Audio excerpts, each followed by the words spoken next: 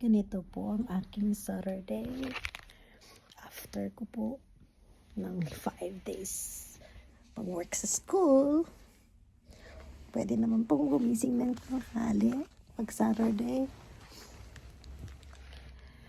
Pero bago po ako bumangon, nakinig na po ako ng misa sa Quiapo. Hindi po ako mapapalagay na mag-start ang day ko without listening to Quiapo Mass. Nakaugalian ko na at panatag ang loob ko pag nag-umpisa ako sa dasal.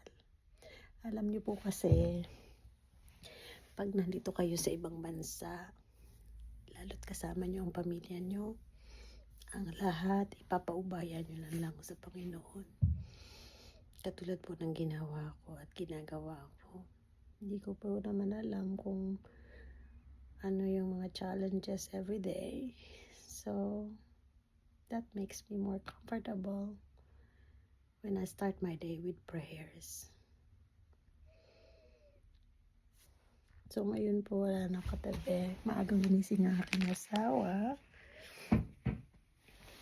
Kasi po, siya po ay masipag. Raket ng Saturday. Minsan lang po ang trabaho niya. So, ginaguna-guna niya po na magtrabaho pa rin hanggat kaya ng katawan. So, ngayon po ang gagawin ko, unahin ko po munang ayusin ang bed namin pagka gising ko po. Yun muna kong ginagawa. Because it's my first accomplishment kapag naayos ko yung bed namin.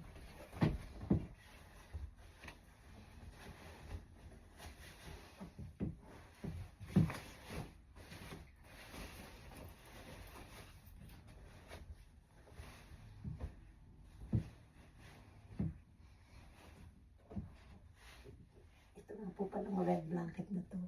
Regalo sa amin ni Miss Marilyn. Shout out to Miss Marilyn Tinio.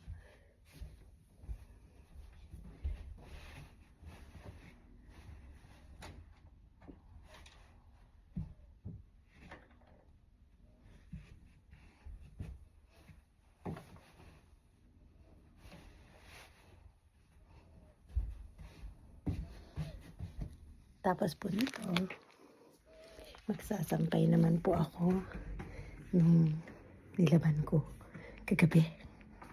Samahan niyo po ako.